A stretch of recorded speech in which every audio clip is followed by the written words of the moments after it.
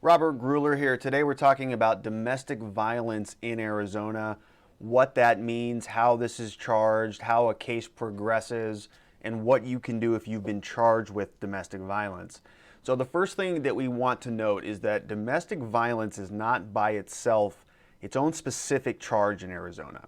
It's something that is actually tacked on to other different criminal charges. So for example, if you're charged with assault and that assault involved a domestic relationship, or if you're charged with trespassing or disorderly conduct, those things can happen by themselves. They can happen out in a bar or out at a football game or something where there is not another individual involved that would constitute a domestic relationship. And so those can be crimes by themselves. But when you introduce another person who is in a relationship with you or you're related to by blood or whatever that is, and we'll talk about those factors shortly, that will take that original crime like assault or trespass, and then they'll tack on the domestic violence charge on there. It's a different statute, and so that becomes a domestic violence offense. So it's important to make that distinction. So people will sometimes call us and they'll say, I've been charged with domestic violence, but they won't recognize that there are other violations that are associated with that. So the government needs to prove the elements of the underlying offense, and then they need to prove the elements of the domestic relationship to make that a domestic violence offense. So we'll talk about that. So let's grab the whiteboard and we'll talk about what actually constitutes a domestic relationship. So I've written out part of the statute here, and what we're looking at is what actually constitutes a domestic relationship. So say there's an assault case that happened, and now the government is trying to show that there was a domestic relationship. And so these are some of the factors that will come into play. So you can see here, number one, there is a domestic relationship when there was a marriage. So a couple was married or they were formally married and then something else happened. So if that relationship exists and there was an assault or there was a trespass or there was disorderly conduct, that underlying crime now becomes a domestic violence offense because of that relationship. Another way that that relationship is established is if a couple has a child together, if the victim was pregnant with the person who's being charged with the offense, that will take that offense and that will elevate it to a domestic violence offense. If they were the people who were involved, if there was a blood relationship or if they were in-laws together, that is another way that this can be elevated. If there was, when this happened, if there was a child victim and they were in the home, that's another way. And finally, and this is probably the most common way that we see it, if there was a romantic or a sexual relationship that was occurring or had occurred between the two people who were involved in the incident, that will make it or categorize it as a domestic violence offense. And so sometimes people will ask, well, we're not in a domestic relationship anymore. We're not seeing each other. We're not intimate with one another anymore. So how does that still count as a domestic violence offense? How does that elevate it into that category? Well, the court and the law said they will look at certain different factors. And so these, I have them listed here. But what the court will do is they'll look at the nature of the relationship, they'll look at the length of the relationship, they'll look at the frequency of contact between the two people, and then they'll look at whether the relationship is still ongoing or whether it's been terminated, and if it has been terminated, for how long has it been terminated. So there are these different factors that they'll go through. They'll say, was this the nature? Was this a one-off type of a situation where they were not in an extended relationship, but they just met, had a fun night together and it ran into a bad incident? Was it something that was very short in time, or was it an ongoing, long, extended relationship?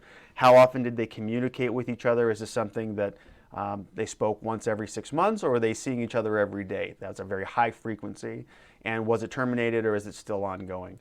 So the court will look through these different elements and they'll say, okay, based on one of these different criteria, we do believe that there was a domestic relationship, and therefore the domestic portion of that charge will be considered to be valid.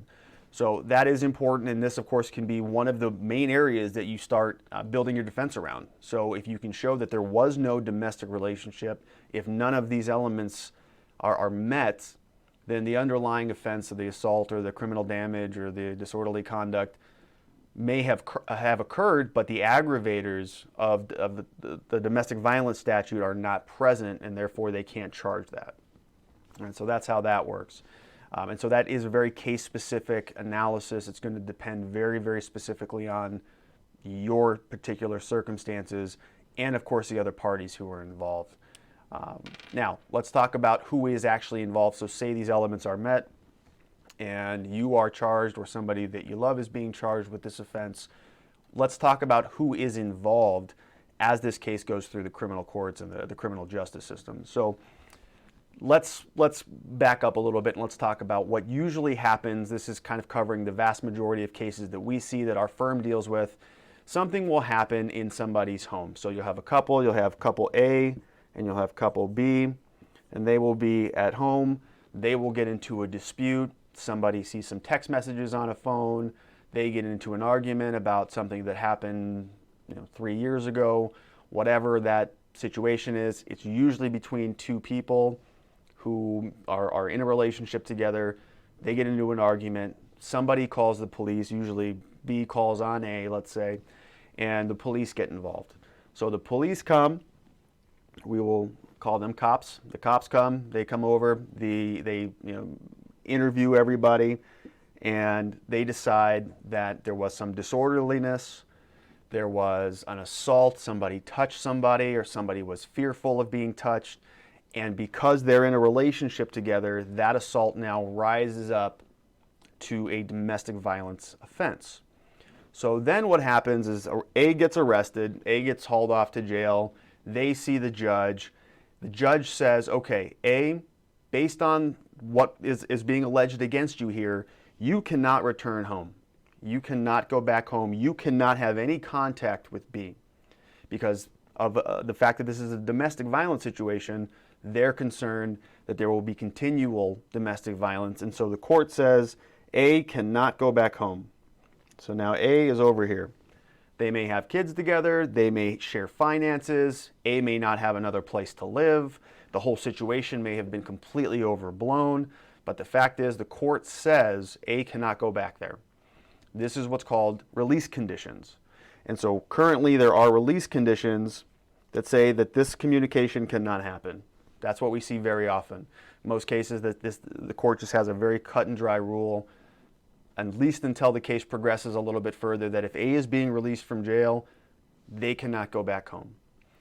So this is obviously very problematic. So one of the first things that we do when we are retained and people enlist our help to help them through this situation is we try to restore this connection so long as all parties agree that this is appropriate.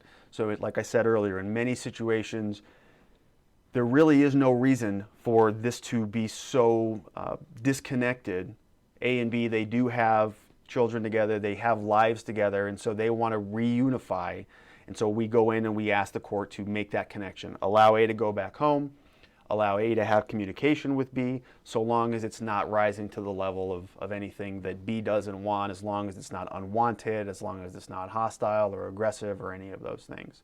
And so in most cases, we are able to kind of reunify the family and the couple, and A is able to go back home while the case is pending. But it certainly depends. Sometimes the prosecutor will object to that, and we'll talk about that in a minute. So after this arrest, all this happens, the officer will file charges with the city prosecutor, and so now you have a prosecutor.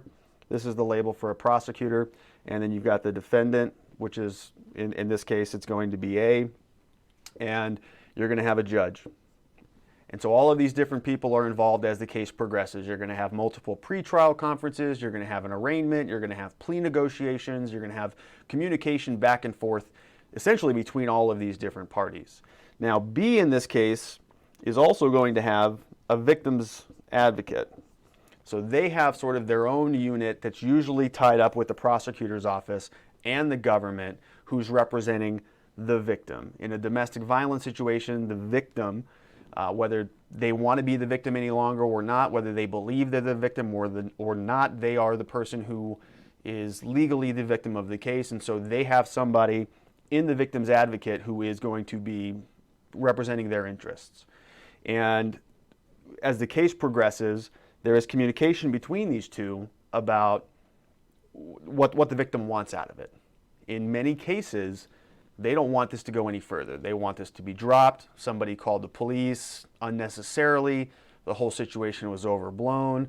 There was alcohol involved. There was heated emotions involved. There's many reasons why these things will escalate to the level that involve police, but generally they calm back down.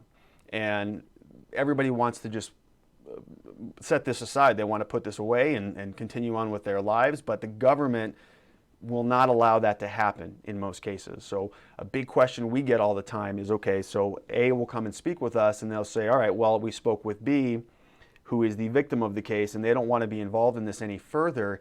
Can they just drop the case?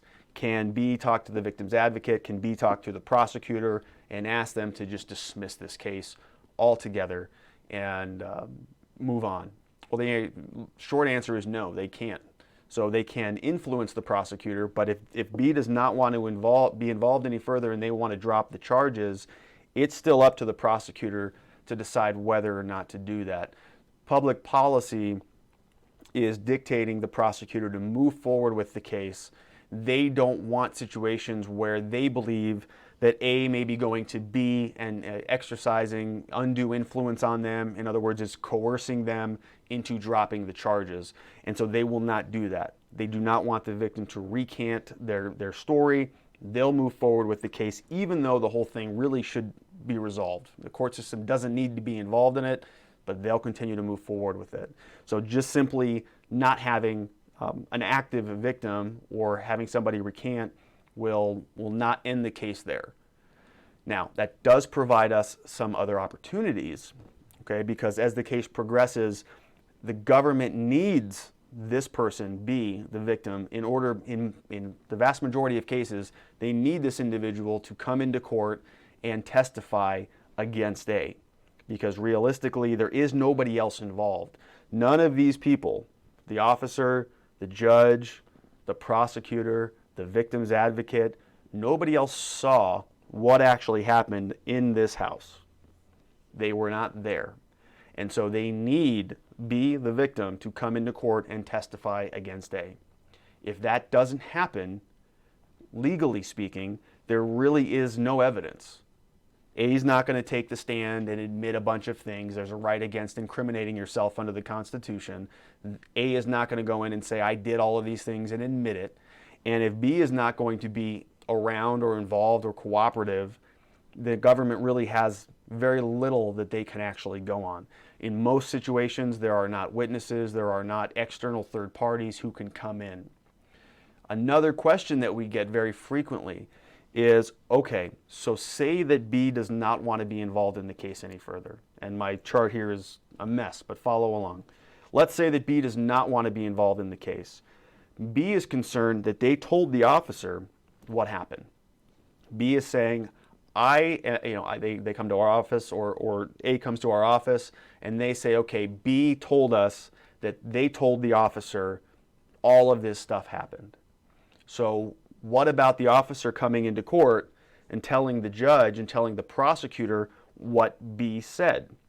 Can the officer tell the court what B said? In most cases, the answer is no. That's what's called hearsay.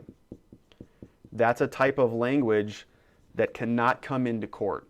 It's a statement made outside of the court that cannot come in because A cannot cross-examine B's statements after they go through C. It's like the game of telephone. One person says something to somebody else, that person says something to somebody else, and things get twisted. Now you can't connect the dots all the way back. A doesn't have the opportunity to cross-examine B if those statements are going through C. So that statement cannot come in. So the government needs B specifically to come in. It's a first-hand account to come in and say very specifically about what happened. If they cannot make that connection, then that language, that testimony, whatever B told to C, is not relevant, or it cannot come into court. It's not admissible. So this is kind of a very rudimentary way of how this works. In reality, there's a lot of exceptions to this hearsay rule. There's 22 exceptions to that rule. And so it's a very, very detail-oriented, very kind of fact-intensive analysis that we go through to make sure that this is going to be structured properly.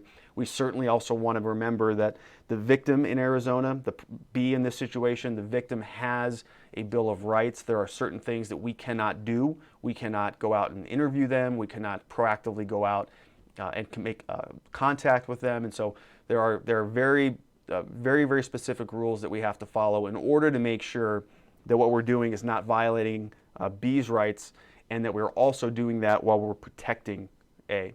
And so it is something that requires a intensive fact analysis. It means we're getting police reports, we're getting officers' notes, we're getting 911 calls, we're getting any victim statements, we're getting any neighbors, any other witness statements. We're going through a very, very rigorous and very comprehensive analysis to make sure that however we decide to proceed, we're ready, we're prepared, and we know that we're not going to be putting ourselves into a hole. So if you've been charged with domestic violence, if somebody you know or somebody you love has been charged with domestic violence, it's very important to come in, speak with our team, speak with myself about your specific facts, your case, and we can make sure that you have a very comprehensive, very strong plan moving forward. Thank you.